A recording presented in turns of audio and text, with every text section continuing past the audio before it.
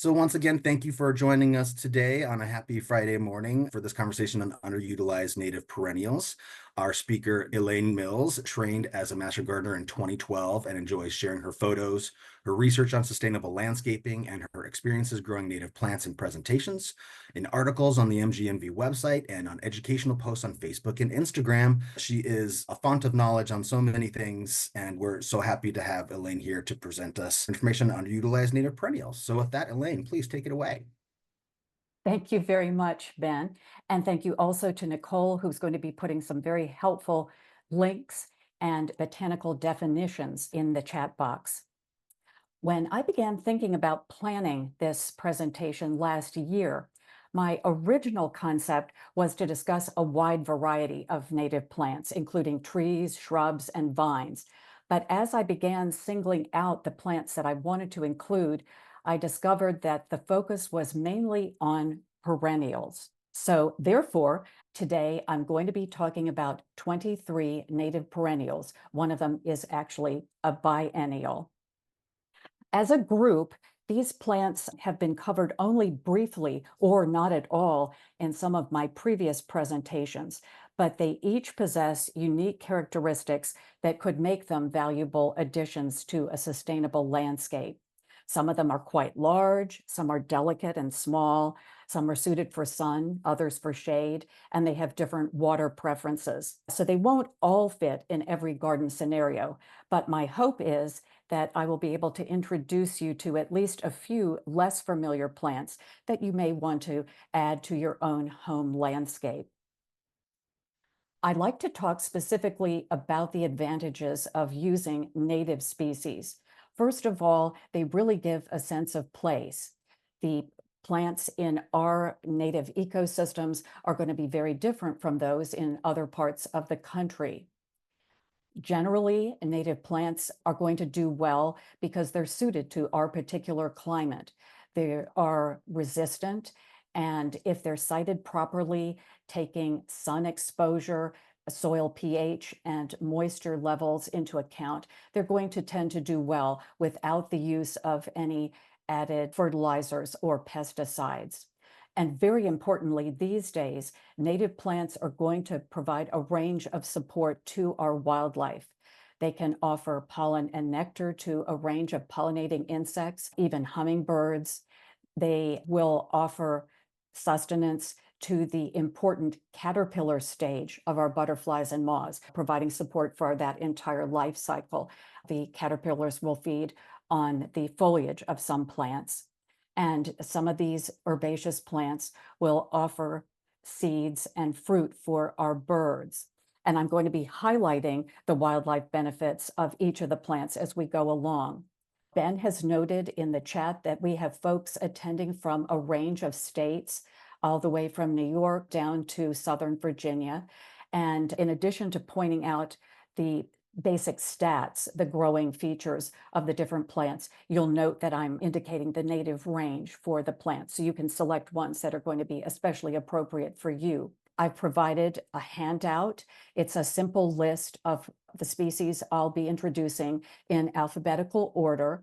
I give both the common name and the scientific name to help you should you want to take the plant list to a nursery. And the links in the handout will take you either to fact sheets created by my colleague Mary Free and myself that appear on the MGNV website, or to other reputable sources, such as the Lady Bird Johnson Wildflower Center or the North Carolina Extension Plant Toolbox. So let's begin with American Spikenard, Aurelia racemosa. This is a plant that really caught my attention first in a public garden, a wooded section, but I've also seen it appearing very attractively in a number of home landscapes. This is a plant that will grow all the way from Canada south to Kansas, Missouri, and even south into Mississippi and Georgia. It has a shrub-like form, but it is soft stems, a perennial, reaching 3 to 5 feet in height and width. This particular plant is going to prefer part to full shade, moist, humusy soil, although it will tolerate rocky and clay soil and even drought once it's established. Luckily, it is deer and rabbit resistant. American spikenard has large compound leaves. The stems are arranged in tiers. This particular spikenard lacks the thorns of other native species. Aurelia spinosa, devil's walking stick, has very spiky stems. You'll see the flower panicles from July to August. There are light green flowers arranged in what are referred to as umbels. These are little miniature clusters of flowers where each of the stems radiates out from a central point, something like the ribs of an umbrella or the spokes of a wheel. And while the individual flowers are wispy and somewhat inconspicuous, they are especially attractive to a variety of small native bees. The outstanding feature, really, in my estimation, is the large showy fruit clusters that will appear in the fall. They have almost a jewel-like appearance, and they are also attractive to birds. As far as care for American spikenard, it is somewhat slow to germinate from seed. Once it does, you'll want to site it in a permanent location. Note that it can spread by rhizomes to form a thicket if you don't trim it back. You'll want to locate this in sheltered areas away from strong wind to protect that large foliage, and watch out for leaf spots, aphids, and spider mites. You may also want to be sure to wear gloves when handling the bark and the roots because they could cause some allergic skin reactions. This is an ideal plant to use in woodland gardens, naturalized areas. It's an excellent specimen to showcase the fruit. Our next plant is aromatic aster, Symphyotrichum oblongifolium. It's my favorite of the asters, with a lovely bushy mounding globe shape and a much more manageable size at 1 to 3 feet tall and wide, shorter than, say, New England or New York aster. This particular aster grows natively in scattered locations from the east to the Midwest. In Virginia, it grows here in Northern Virginia and the mountains. This particular plant prefers a full sun exposure and can handle dry to moist soil, even tolerating drought and dry, rocky, and poor soil. It's largely deer resistant. A very important thing to note about the asters in general, Symphyotrichum is considered to be, by Doug Tallamy, the entomologist, the #2 keystone genus. And this is because it supports a large number of Lepidoptera species. This is what I referred to earlier, the larval host support, the caterpillar support. Not only is this important for the full life cycle of our butterflies and moths, but those caterpillars are really at the base of a whole food web, and they are critically important to the support of 96% of our songbirds who are going to feed caterpillars to their young. Aromatic aster gets its common name because of the balsam-like scent of the leaves, and these are arranged on densely branched stems. This is a very important late pollen and nectar source from August all the way into the fall. And you see here a picture of a common buckeye butterfly taken in mid-November in my garden. One of the very popular cultivars is radon's favorite. This grows 2 to 3 feet tall. The origin of this plant is somewhat unclear. It appears to be a variant that originated in Tennessee. Radon's favorite was top rated in a 6-year study of 119 different aster species by the Chicago Botanic Garden. Another popular cultivar with a slightly bluer tint to the flowers is October Skies. This is more compact, growing 15 inches tall, and it is particularly notable because of its long bloom period. This particular cultivar was introduced by Primrose Path plant breeders in Pennsylvania in 1999. I recently did research that compared straight species to cultivars. And in Penn State Extension's Bees, Bugs, and Blooms plant trial, both of these cultivars were compared head to head with the straight species. And interestingly, it was the October Skies cultivar that performed considerably better as far as attracting pollinators. Aromatic aster will need to have good air circulation provided to prevent foliar diseases. You can pinch it back by half in mid-June for a denser plant, although, as I mentioned, it naturally grows to a shorter height. You can prune it back to the basal rosette, those leaves at the base, in late winter. Aromatic aster can colonize slowly by rhizomes, those underground stems, and this makes it particularly adaptable for a low maintenance planting on slopes. You can use it in rock gardens, pollinator gardens. Here you see it used in a border in front of winterberry, Ilex verticillata, in our Glencarlin demonstration garden, also adaptable for meadows as well. And in this third picture, you can see how with this late bloom, it could be an excellent substitute for non-native chrysanthemums. Our next plant is blazing star, also known by the common name gay feather, Liatris spicata. And this is absolutely attractive because of that beautiful red-violet color to the flowers. It is located in scattered locations throughout the eastern United States, particularly in the mountains and Piedmont in Virginia. This is an erect, unbranched clumping plant growing about 3 to 4 feet tall by 1.5 feet wide. It can adapt to sun to part shade, likes moist soil. In fact, it will tolerate clay soil, drought, heat, and humidity, but it is intolerant of waterlogged soil and rarely damaged by deer. Blazing star has grass-like feathery foliage. It's clustered at the base, and then the leaves become gradually smaller as they proceed up the stem. You'll see these very showy spikes of fluffy flowers. You can see how it gets the name gay feather from that.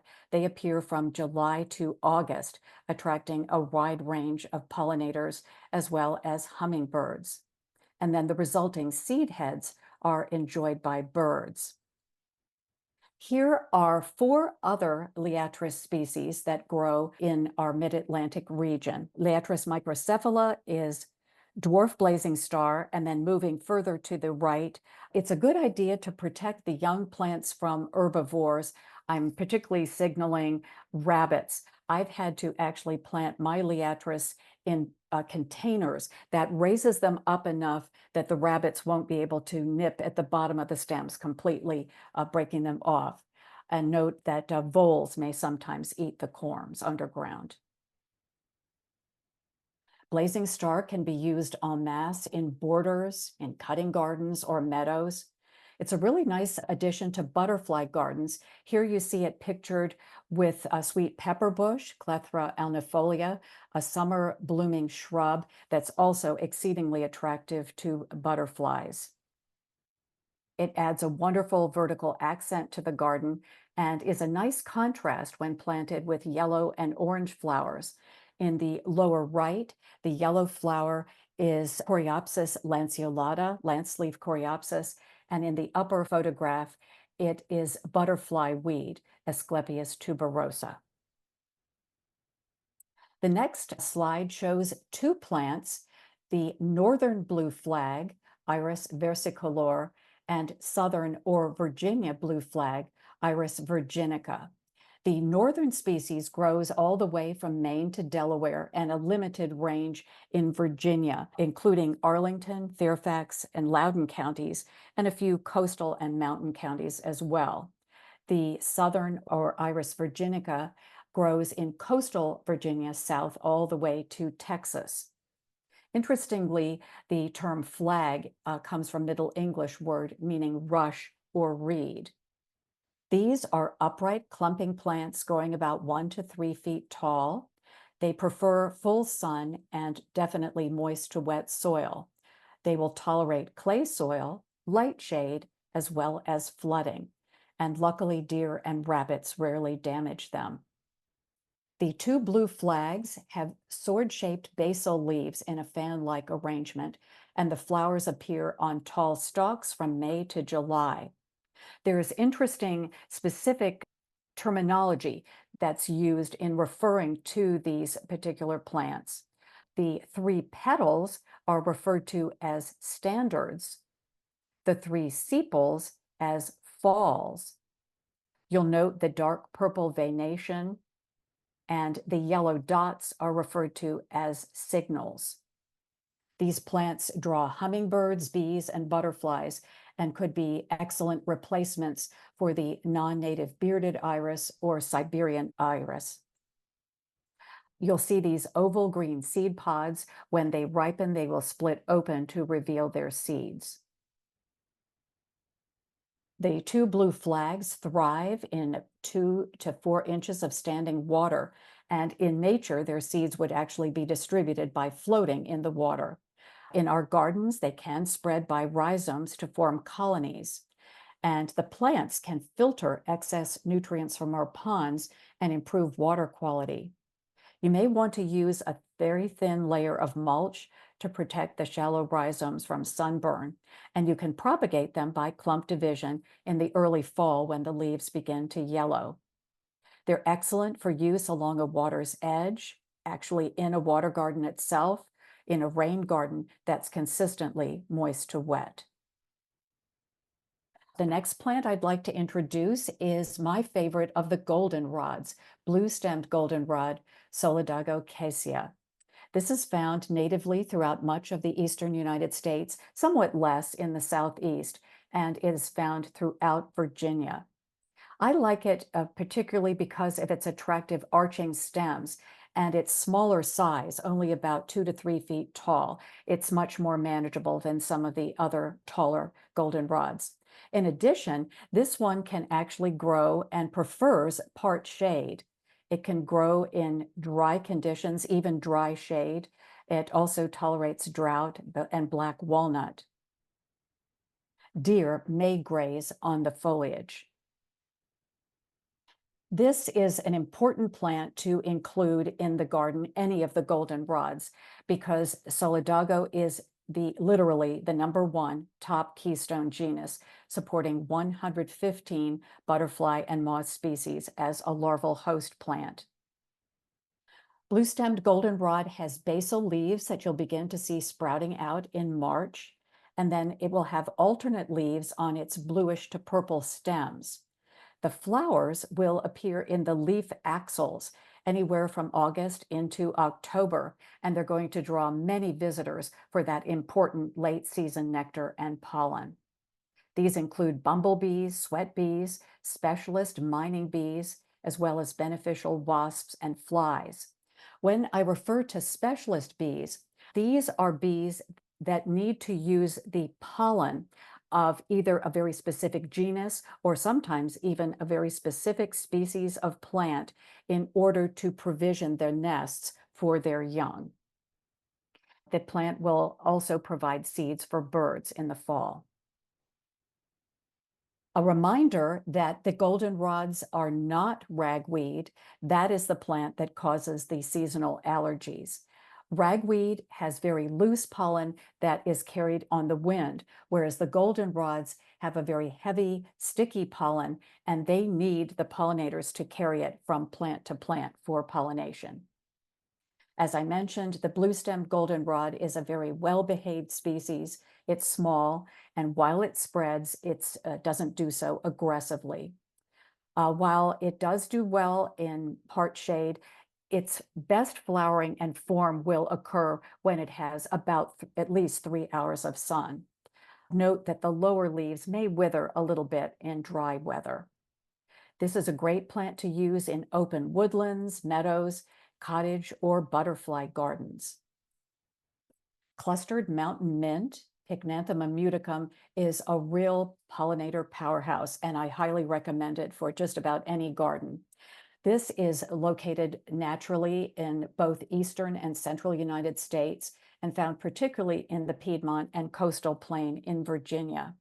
It grows in upright clumps, and as a mint, it will spread by rhizomes. The individual plants grow about 1 to 3 feet tall. It grows in sun to part shade and moist soil and will tolerate some drought. Deer rarely damage it because of that minty scent. It has aromatic leaves, and these provide nourishment for the wavy-lined emerald. You'll see these circular clusters of tubular flowers. They're white with little purple speckles from June to September, and they are bordered by what are referred to as bracts. These are silvery in color. They're modified leaves. And because of that silvery tint, they give a really fresh and light look to the garden in the heat of the summer. I've mentioned those Penn State Extension trials, and Mountain Mint performed very well in a number of categories. It was number one for flower longevity, and as far as attracting the greatest number of insects, it attracted an amazing over 4,000 pollinators during the course of the study. The next closest plant was one of the solidago, the goldenrods. They had 900, and then the count went down from there. Clustered mountain mint is also notable for the great diversity of pollinators, including native bees, beneficial wasps, syrphid flies, beetles, skippers, butterflies, particularly the hair streak butterflies. And mountain mint also has attractive seed heads as both a food source and winter interest. As I've mentioned, this plant can spread rapidly in ideal conditions, but its shallow roots make pulling easy. You can plant it in drier or shadier conditions to control the spread. And one other option would be to prune the roots with a spade in the spring or to plant it in a container. The leaves can be used either fresh or dried for tea. I suggest massing it in a pollinator, cottage, or herb garden. It offers textural contrast in hot hell strips, and it can also be a component of rain gardens. There are two other native mountain mints, Pycnanthum tenuifolium, which is narrowleaf mountain mint, and Virginianum, Virginia mountain mint, which you might also want to consider. Our next plant is Culver's root, Veronicastrum virginicum, really a very striking plant. This is found in the entire northeastern quadrant of the United States, in scattered regions in the mountains and the Piedmont in Virginia. It's a clump-forming upright plant growing anywhere from 3 to 6 feet tall. It can grow in a range of sun exposures, sun to part shade, but tends to prefer full sun. It's going to prefer, on the other side, moist to wet soil. It will tolerate a variety of soil types and even drought once it's established. Luckily, deer will rarely damage it. Culver's root has lance-shaped leaves which appear in whorls, and these striking candelabra-like flower spikes from June to August. They attract a wide range of pollinators. In some additional trials, these were conducted by Annie White for her PhD thesis at the University of Vermont. In this trial, she compared the straight species to Lavendelturm, which was a cultivar bred and introduced by a renowned German plantsman, Ernst Pagels, in 1998. This is sold in the United States as lavender towers. And interestingly, in this trial, it was the cultivar that had by far the most pollinator visits. I personally prefer the straight species, but I would leave it up to you, knowing these results, to make a decision about whether you might want to include the cultivar as well in your own personal garden. Culver's root has these attractive spikes of brown capsules that are going to provide winter interest. I understand that the seeds are quite small and aren't going to be of quite such interest for the birds. Note that the stems of Culver's root may flop and need staking if it's planted in the shade or on slopes. You might want to pinch it back in mid to late May to control the height. That means by actually using the nails of your forefinger and your thumb to trim back those growing tips. But note that that's going to affect the architectural look of the foliage, which has those attractive whorls of leaves. You can deadhead or trim off the spent blooms to extend the bloom time. And you'd want to divide it in either early spring or late fall. This can be used either as an accent plant in borders, could be also used in cottage or rain gardens. Our next plant, cup plant, Silphium perfoliatum, is quite a robust plant, not attractive for every single garden setting, but I'm introducing it because of its very high wildlife value. This is found throughout the central United States, Ohio to Missouri, and in scattered locations along the East Coast, particularly in southwestern Virginia. This is a sunflower-like plant with tough, erect, square stems. They're quite sizable, maybe about an inch or so across. It can grow anywhere from 4 to 10 feet tall, preferring sun to part sun and moist to wet soil.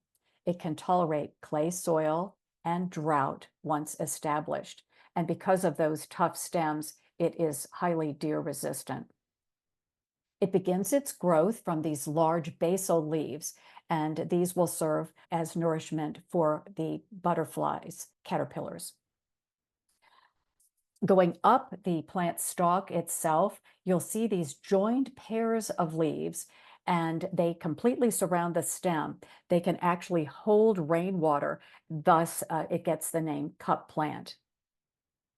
It has very large composite flowers. Composite refers to the fact that these flowers are in the aster, daisy, or sunflower family, and they're made up of two different types of flowers. They're grouped together, what are referred to as disc flowers in the center, and the petals are referred to as the ray flowers. These are several inches across, and you'll see their colorful bloom from July to September, drawing a wide range of pollinators. You can see here bees are among them, and when I photographed the smaller inset photo at Meadowlark Gardens here in Northern Virginia, it was completely covered by swallowtail butterflies. Goldfinches particularly will feed on the seeds, and those seeds can be dispersed by the wind. As I've mentioned, this is quite a large plant requiring lots of space. It has deep roots, which make it hard to transplant, so you'll want to site it carefully. It is somewhat slow to establish from seed, should you introduce it that way into your garden, but it will self-seed quite easily in optimum growing conditions. Note that the lower leaves may drop during drought. Additional wildlife benefits, it offers water and cover for birds, and bumblebees will use various plant parts for nesting. This can be used as a backdrop for borders in meadows or open woodlands.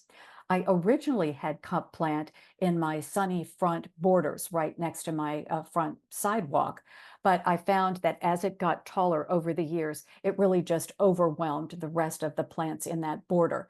So as challenging as it was to transplant it, I was able to do that, and I've moved it into the back area of my garden, so it's actually in front of my forested area. Another lovely plant to consider is Eastern Blue Star, Amsonia tabernaemontana. Absolutely lovely with those unusual blue flowers.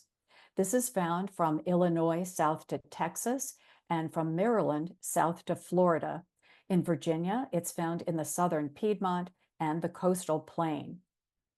This definitely has a shrub-like form, but it is a clump-forming herbaceous plant. It will die back to the ground and regrow again in the spring. It has a very lovely shape, 2 to 3 feet tall and wide. It can grow in sun to part shade, prefers moist soil, although it will tolerate clay soil and drought. It has a milky sap, which discourages deer browsing. Just be aware that you may want to use gloves to prevent the cut stems from irritating your skin. Eastern Blue Star has lovely dark green lance-shaped leaves, and these will provide nourishment to the snowberry clearwing moth. These stunning blue flowers will appear anywhere from mid-April to late May. They attract native bees and hummingbirds, but Mount Cuba, in their most recent report, indicates that the numbers of these visitors is not especially high. Eastern blue star has pod-like fruit follicles, and these long dried seed clusters will open in August. They'll open along one side and release their seeds. If the plants are sited in full sun, they'll take on a really beautiful gold fall color. Some folks are familiar with another species of blue star, Amsonia hubrichtii. This is Arkansas blue star. I've noted that the flower colors don't seem quite as deep a blue as the eastern blue star. They have exactly the same shape. The foliage is very different. It's very feathery, but it also has brilliant fall color. Just note that this is not native to the East Coast. It's native to Oklahoma and Arkansas. Eastern blue star will emerge with these purple tips, looking even a little bit like asparagus in late March. And then it very quickly grows to 3 feet tall, and you'll see the buds already appearing by mid-April. It will take several years for this plant to establish. Many of you may have heard of the expression that plants sleep, then creep, then leap. They may be rather slow to get established in the first year. They may grow a bit more in the second and then really take off in that third year. But once they do, they're quite easy to care for. Note that the vegetative growth actually continues after flowering, so you'll want to take that into account for appropriate spacing of plants. It may require staking in the shade. The yearly maintenance is very easy. You'll simply cut them back and clean up in the late winter or early spring. And when you do that, I highly recommend that you leave about 12 to 18 inches of the stem, because this could provide habitat for our native bees that are stem nesters. And you can see an example of how I've left a couple of the stems here, and then this new growth is very quickly going to cover over those somewhat unsightly leftover stems. Eastern blue star can be massed in borders as you would with shrubs. You can use it as an attractive accent plant in butterfly gardens or as a container plant. A completely different species, Eastern Solomon's plume, Meanthemum racemosum, is particularly suited to our woodland settings. This is found all the way from eastern Canada and the United States, south to Georgia and Arkansas, and is native throughout Virginia. This is a clump-forming plant growing about 2 to 3 feet tall and spreading about 1 to 2 feet across.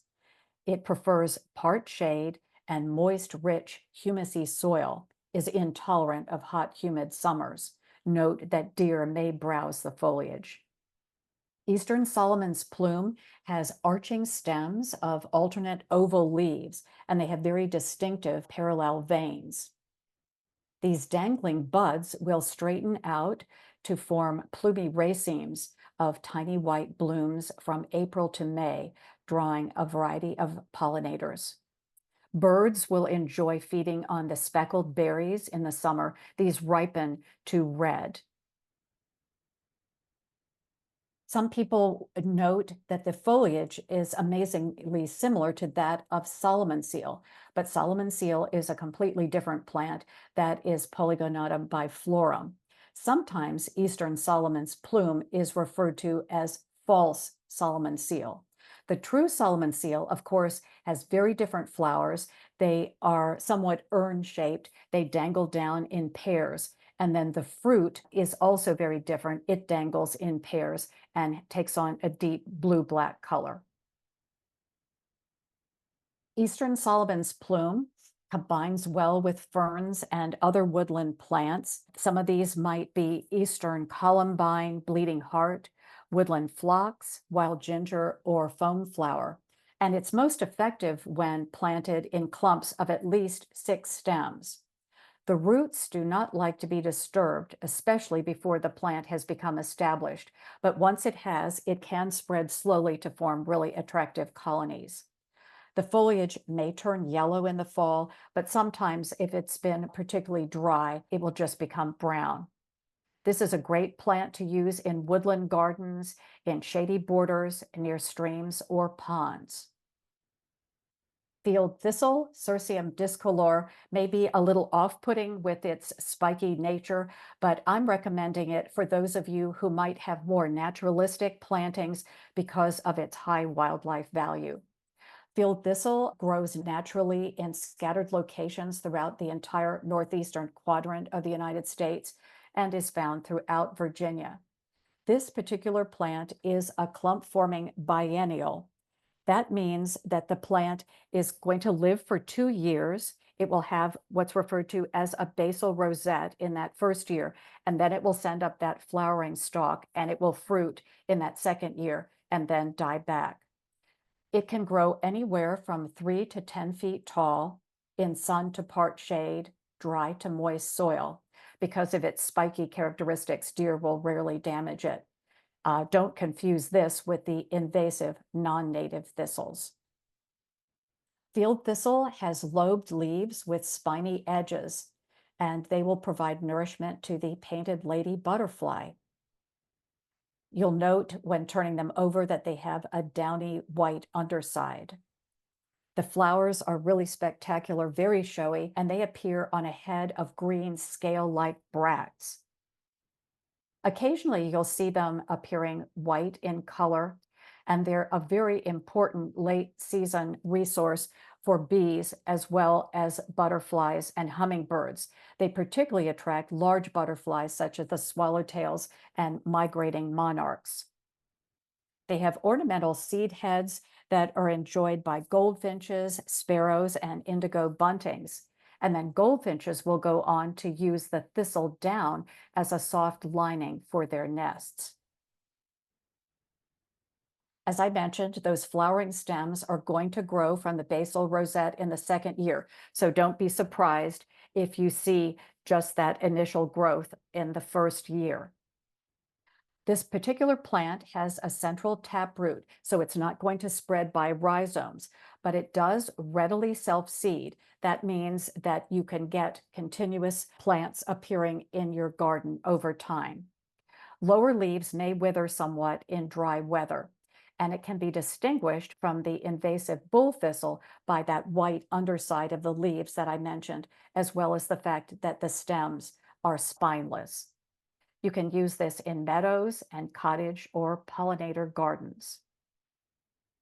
Why don't we take a break at this point and see if there are any questions that have come into the chat? There's a few questions that have popped into the chat for you so far. Karen is wondering if you could share any additional information that compares the nutritional value of aster cultivars to the straight species. Any resources you know about?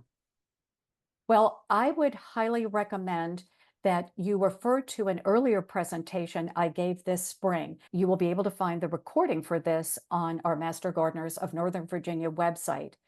In that presentation, I go through and very closely present for you all of the results of every plant trial that I'm aware of, the Penn State Extension trials, the Annie White trials, multiple trials conducted by the Mount Cuba Center up in Delaware. They have conducted these trials for a very wide range of plants. One woody plant, the native wild hydrangea, but mostly the herbaceous plants. So you can compare the results. I personally tend to go for the straight species of plants.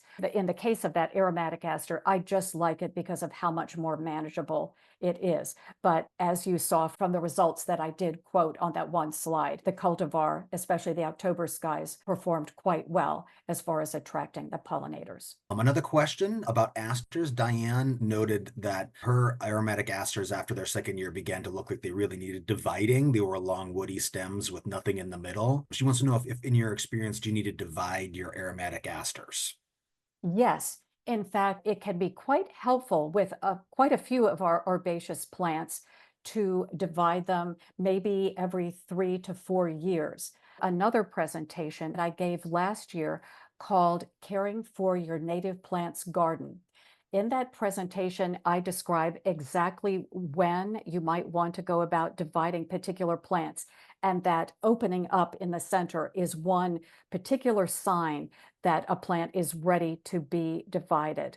Other signs could be fewer flowers appearing, the leaves becoming smaller on the stems. So any of those could be an indication. Also on the website, we're beginning to create a resource called Caring for Your Native Plants Garden. And there is a chart that lists quite a range of native plants and telling you exactly when you might want to do the dividing, exactly how to go about doing it, because different native plants have different root structures. Some of them are going to be spreading, some of them are going to be clumping, some of them will have a taproot, and I also indicate exactly how to address the propagation for each of those different root types. Eva has a couple of questions. The first one is related to Liatris, wondering if there's any research on the pollinator attraction of white Liatris versus purple. I haven't seen any studies on that. This is the frustration. In the particular trials that have been conducted, certain selections of straight species and cultivars were made. It would take a great number of trials to go through every single one of the native plants and the multitude of cultivars that are now being produced in the horticulture trade. My thinking would be, and I've noted this particularly in the Annie White trials, the feeling seemed to be that the plant shape for herbaceous plants and the plant color is best when you're retaining the characteristics of the straight species. I haven't grown the white myself, so I can't comment on that, but I would tend to think the native straight purple color would be preferred. Eva's second question was related to the blue flag iris slide. She wonders if she has dry soil, is Iris cristata a good substitute for the blue flag? Iris cristata, I think, may take it a little bit drier. Now, that one, of course, is going to do better in shadier conditions. It's a very low-growing plant, only a few inches high, with little tiny short rhizomes. The flowers are going to be quite different in the sense that they'll be very low to the ground rather than up on those tall flower stems. They have a light purple color, and I tend to think of them as doing a little bit better in shady conditions. But I think the two blue flags are definitely going to prefer that much wetter soil, and the Iris cristata, somewhat drier soil. Okay. Nicole is wondering if you have awareness of a good comprehensive checklist of Lepidoptera host plants for Northern Virginia. I don't have one right off the top of my head, but for every presentation I give, I create what I refer to as an addendum document. So for that question and any others that I feel I may not have responded to completely, I will be sending that information out, and that will go out to everyone who has attended the presentation today. Another question about Eastern Solomon's plume. Yes. The respondent was curious about how Eastern Solomon's plume survives in Northern Virginia given our hot summers. Is it just basically by virtue of the shady location that they prefer to be in? Yes. Now, with the kind of drought conditions that some of us have been facing with climate change, I have found, although I stated that native plants, when they're well sited, because of their deeper root systems, tend to weather the conditions a little bit better. Some of them may need supplemental water. Even our large trees will require extra water during extremely dry periods. Rosalind says that you mentioned Amsonia as working well as a container plant. Just curious if any of the other plants in your presentation today are also particularly successful in pots. I think blue flag, if you had it in a wet pot, you could definitely do that. I mentioned blazing star, the Liatris. I actually moved that to a pot to get it away from the rabbits. Mountain mint would do well. Any of the mints would do well in a pot because that helps to contain their spread. Field thistle is really going to be too big and a little overpowering for one. The spotted bee balm that will be coming along in a little bit also could be a good choice. And I'll try to make some other suggestions in that addendum document.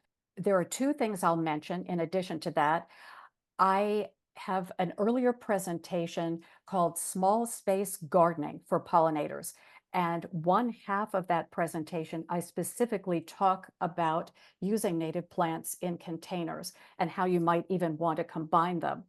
In addition to that, a colleague, Alyssa Ford Morell, and I are going to be creating a brand new presentation specifically on container planting with natives. So look for that a little bit later this fall in our regular Friday series. Last question I'll toss to you, Elaine. Rosales says that her garden has a lot of poison ivy and is wondering if you can recommend a native perennial from your presentation today that might take over the area and beat out the poison ivy.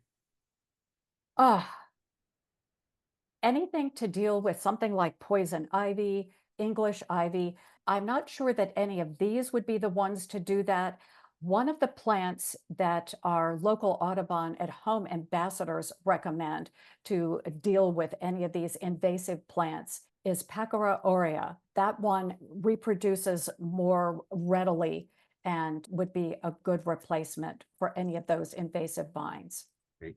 All right, moving on through the alphabet, foxglove beard tongue, Penstemon digitalis, very attractive with these beautiful white flower spikes. This grows in the northeastern quadrant of the United States as well as central United States. It has a somewhat uncertain status in Virginia. It's not clear whether it's native or it was introduced from maybe the Midwest. It does appear in the northern mountains and the Piedmont. This is a clump-forming plant. Officially, it's listed as growing 3 to 5 feet tall. I've seen it generally 2 to 3 feet tall with an 18 to 24-inch spread. Can grow in a range of sun and soil exposures, tolerating drought, clay soil, and dry soil, and deer luckily rarely damage it. It has evergreen leaves at the base of the flower stalks, and those are topped by two-lipped tubular flowers from April to June, attracting both hummingbirds and various insects, including mason bees. A very popular cultivar is Husker Red. This was developed at the University of Nebraska and named for their sports teams, the Cornhuskers. This has very attractive maroon foliage and pink-tipped flowers. In both the Penn State Extension trials and Annie White's trials, where Husker Red went head-to-head with the straight species, it was the straight species that won out. And Ben mentioned to me in an earlier conversation that he has both, and he corroborates that result. Both of these types of plants will have these oval seed capsules developing July to August. They will provide winter interest. This particular plant is excellent for flower arrangements. You want to provide well-drained soil to avoid root rot. It can spread somewhat aggressively through that self-seeding, but it's really easy to uproot and move it around your garden or to share it with others. You can deadhead it to prevent that seeding if you wish. As I mentioned, it has evergreen basal rosettes, and they make a fabulous year-round ground cover once you've trimmed the upper part of the plant back.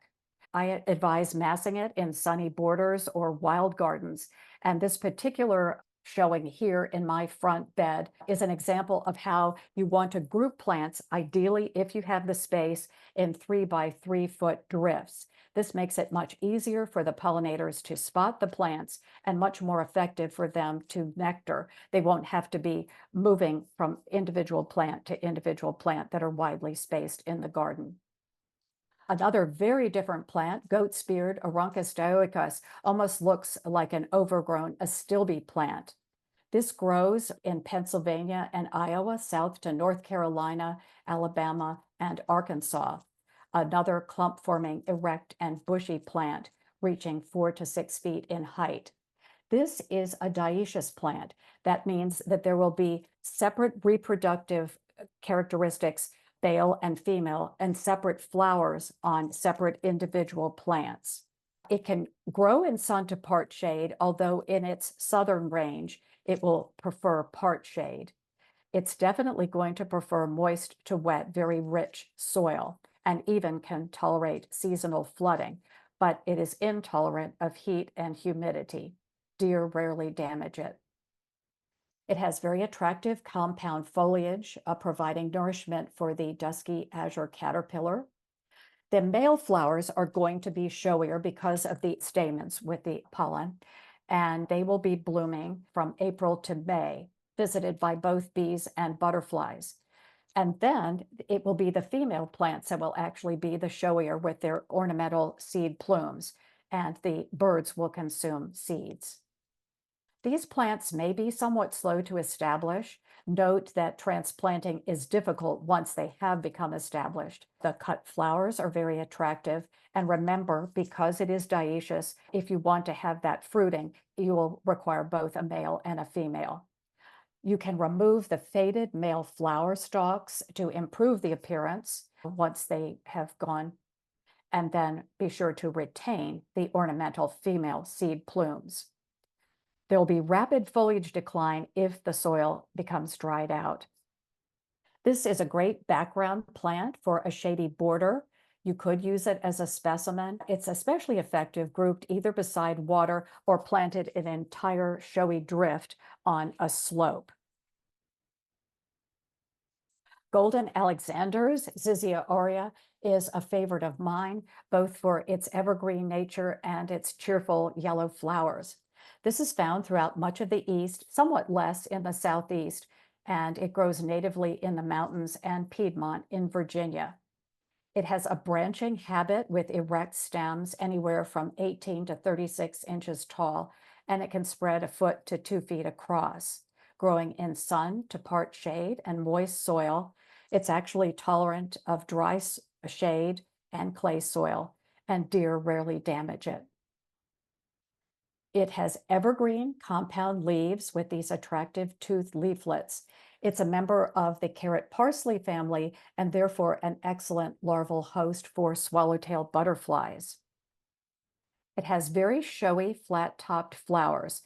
The entire inflorescence is an umbel, and then the individual groupings are umbels.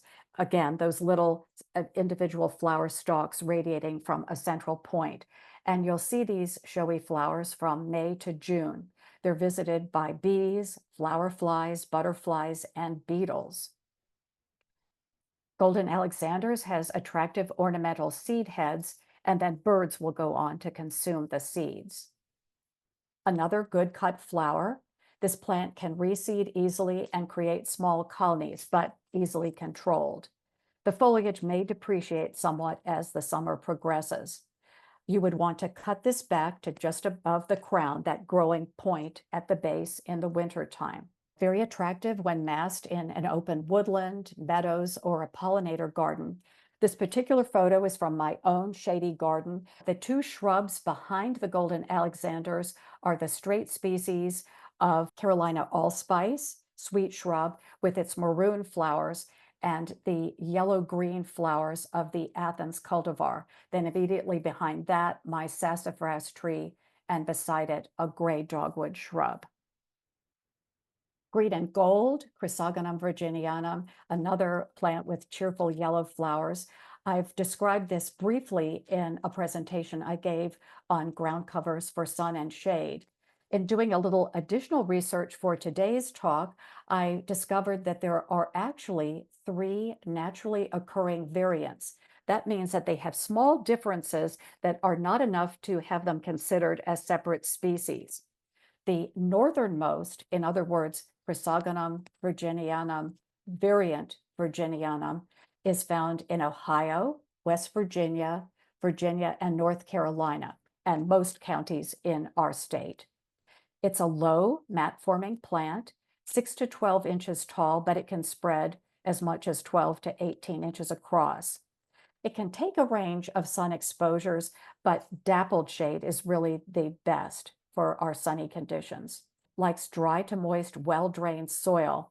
It can tolerate limited flooding, drought on the other hand, and even a small amount of foot traffic, and is fairly deer resistant. Green and gold has velvety semi-evergreen foliage, oblong to ovate leaves, very starry flowers. These again are the compound flowers with the central disc flowers and surrounding petals. And you'll see these in May. They may have intermittent bloom through the summer and even on into the fall. They're very attractive to bees.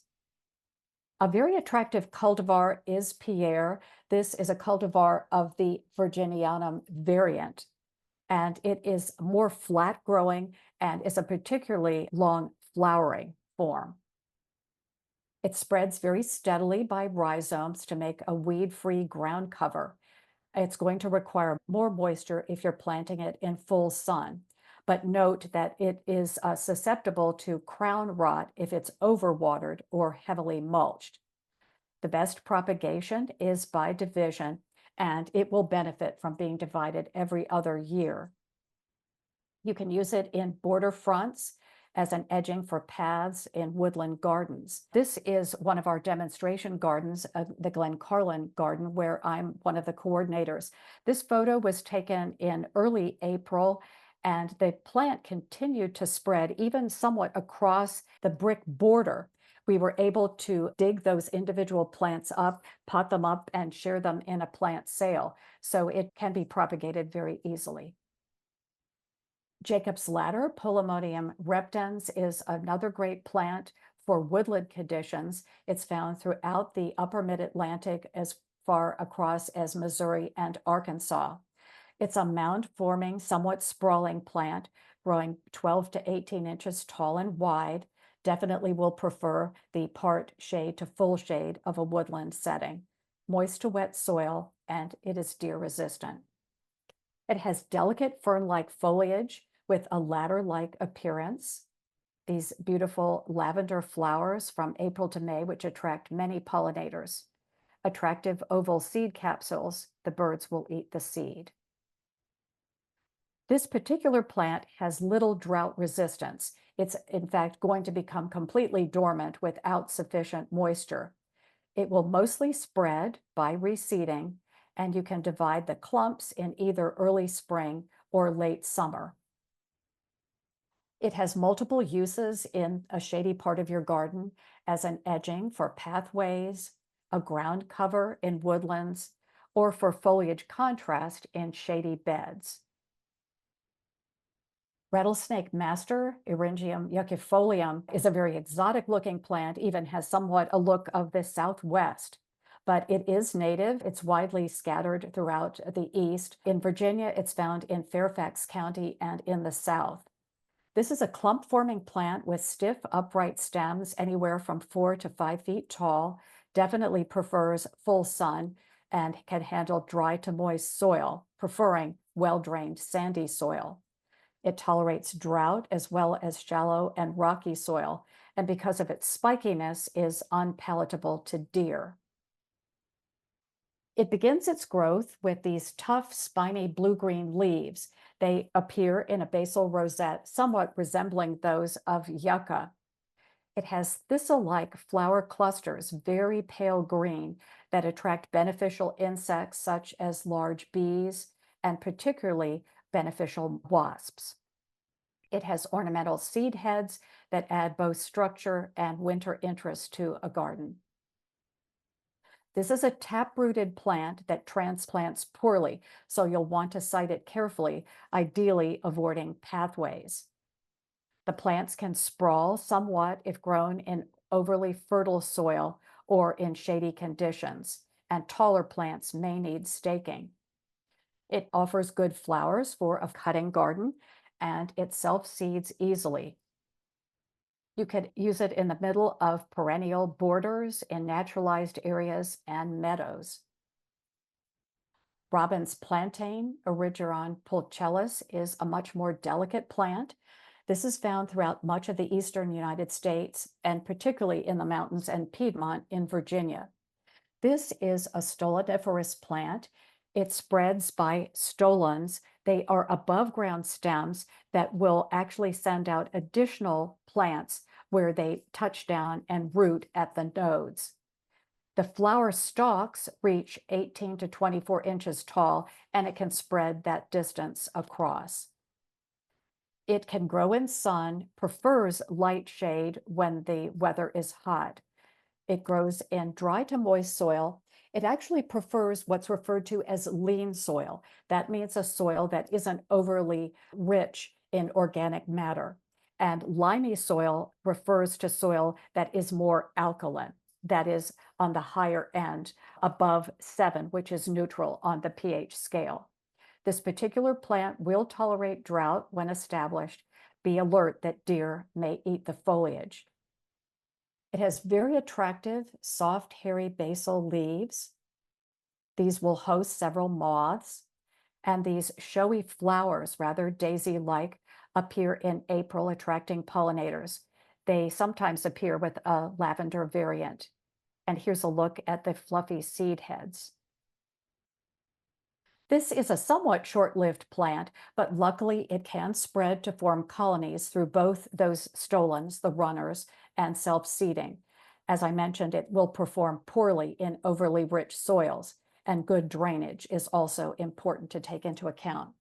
Lynnhaven carpet, which is a naturally occurring cultivar, has a particularly dense mat-forming habit, making it ideal as a ground cover. It's useful in borders and rock gardens. This plant also grows well in our shady demonstration garden.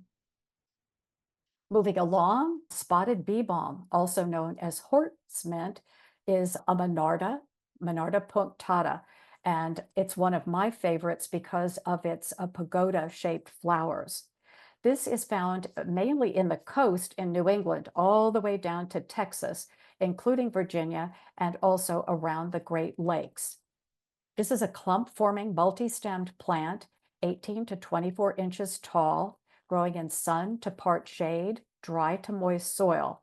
This one tolerates that lean soil and some degree of drought, and luckily deer and rabbits rarely damage it.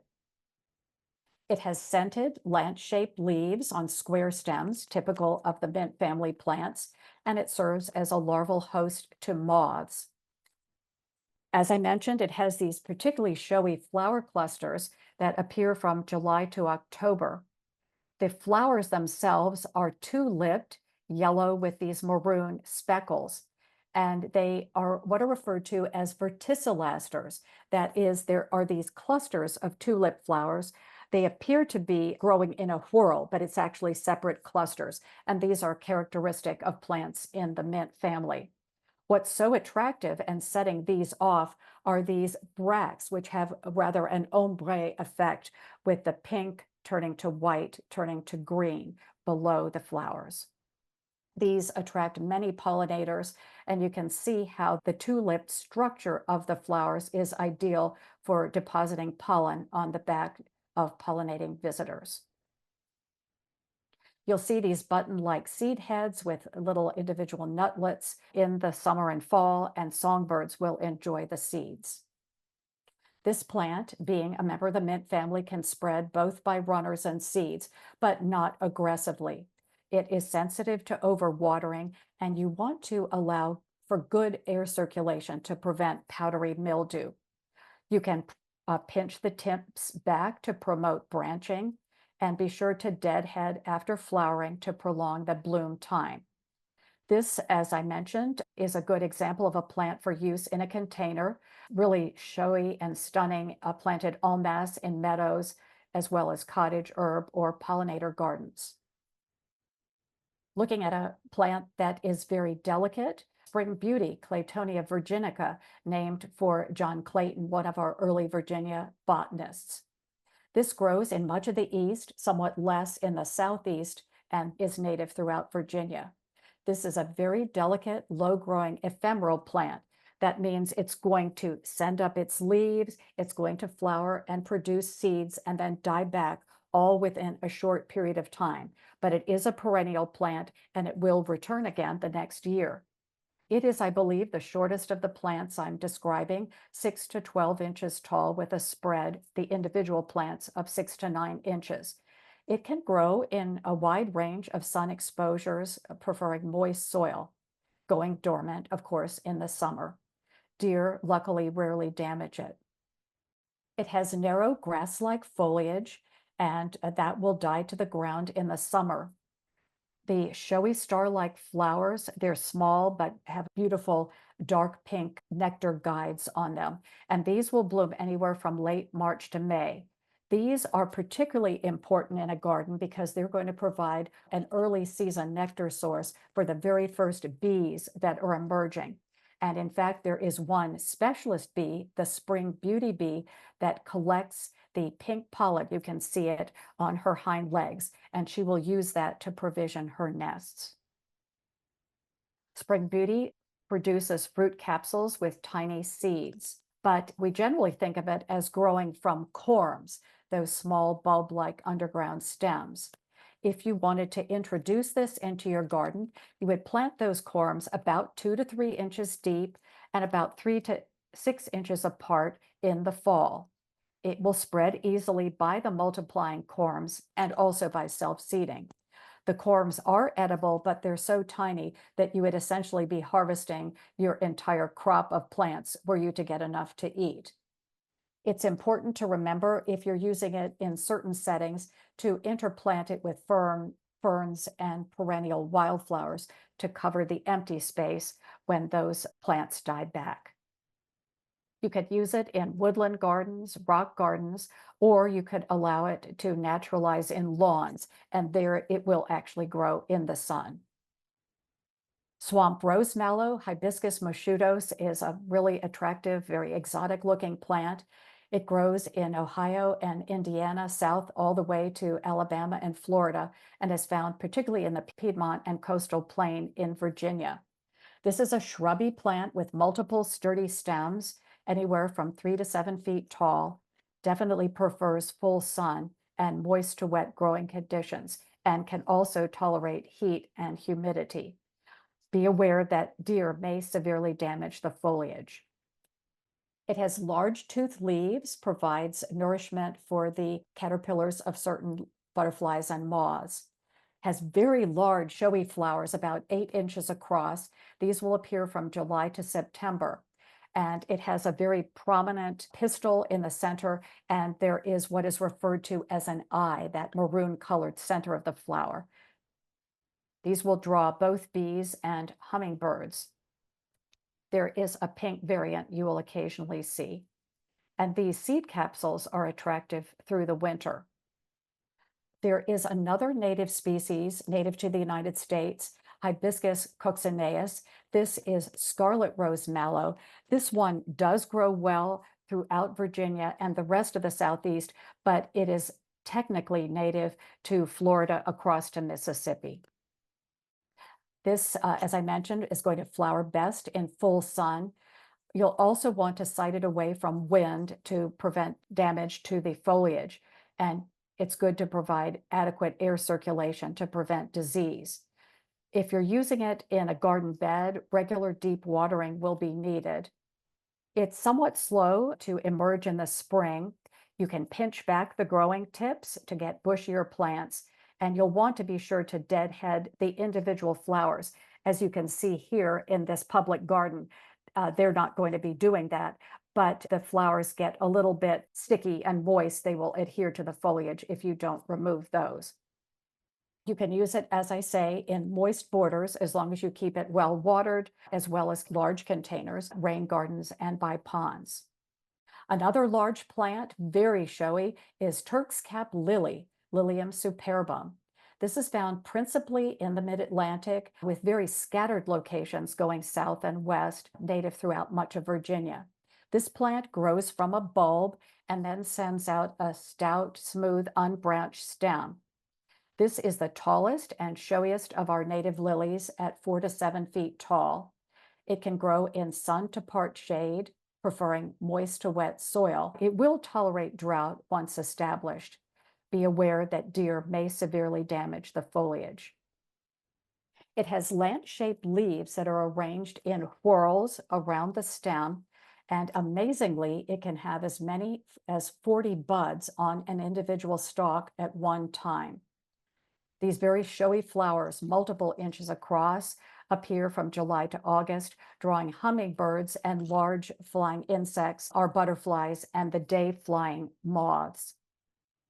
It has these large bent back tepals that refer to as reflexed, a brown-tipped stigma, and exserted or extending stamens that reach well beyond the corolla of the flower. It has three-lobed fruit capsules in September, and these will open up to reveal flat-winged seeds. This particular plant can spread both by the wind-borne seeds and by offsets from that bulb underground. Because of its height, it may need some staking for support. And this is not to be confused with the Asian tiger lily, Lilium lancifolium. The flowers at first glance appear to be similar. I feel that the color and the spouting on them is somewhat distinctive. The main difference is that the non-native Asian tiger lily has alternating leaves rather than leaves in a whorl, and it produces these little black bulbils in the leaf axils. That is the way that particular plant reproduces. The native Turk's cap lily can be used in moist borders, containers, in rain gardens, and by ponds.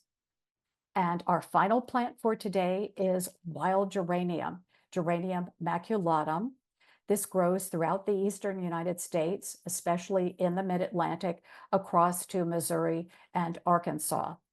It's a clump-forming plant growing as much as 18 to 24 inches. It grows in sun, in my estimation, generally preferring part shade, moist soil, tolerating clay soil, and drought. Deer may occasionally feed on the foliage. This is the third of the keystone plants I'm mentioning. The geranium genus supports 23 Lepidoptera species as a larval host plant. Wild geranium has attractive lobed leaves. They're said to be palmate. They're a five-lobed, somewhat like the fingers of a hand. It also has five-petaled flowers, bright pink with beautiful purple anthers from April to July, attracting bees, flies, and butterflies. The seeds will appear in a beak-like fruit that leads to an alternate common name, cranespill. And these fruits open very explosively, and the resulting seeds will be eaten by doves and quail. Wild geranium is going to need more moisture when it's sited in full sun, and the foliage will yellow or decline somewhat in heat and dry soil. You can use a shearing back technique, doing this lightly to revitalize the plant in the summer. Keep an eye out for snails and slugs. It can spread by rhizomes, but not aggressively. Wild geranium can be planted in clumps under trees, especially white oak in woodlands. Very attractive, planted at the front of shady flower beds. Or you could use it, allowing it to spread by those rhizomes as a ground cover. I'll say here, just in conclusion, that this was one particular selection of plants that I've either grown in my own home garden, in the demonstration garden that I helped to maintain, or that I've seen growing in other friends' landscapes or in public gardens. There are numerous other native plants, particularly native perennials, that I could have included, and perhaps I can introduce some of those in an upcoming talk. But I hope maybe a few of these have caught your attention and that you might be enticed to include them in your garden. Ben, any final questions?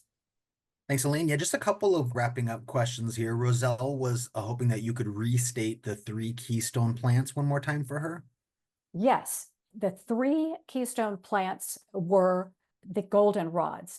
That's the Solidago genus. That is absolutely number one as far as herbaceous plants go. The genus that's number two are the asters. These are either Symphyotrichum. I introduced Symphyotrichum oblongifolia, the aromatic aster. Eurybia divaricata, white wood aster, is also one of that genus and one of those keystone plants. And the third was this very last plant, the geraniums.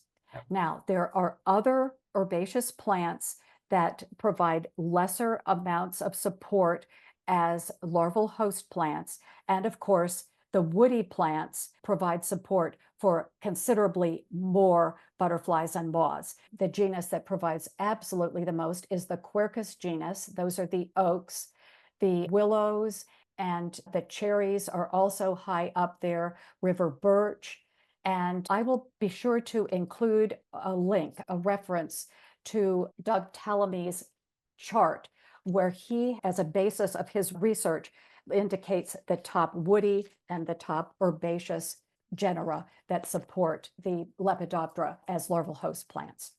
Eva was wondering if you would recommend planting Claytonia between Amsonia since it dies back in the winter, or she's wondering, does Amsonia get going too fast in the spring? Would that crowd out the Claytonia?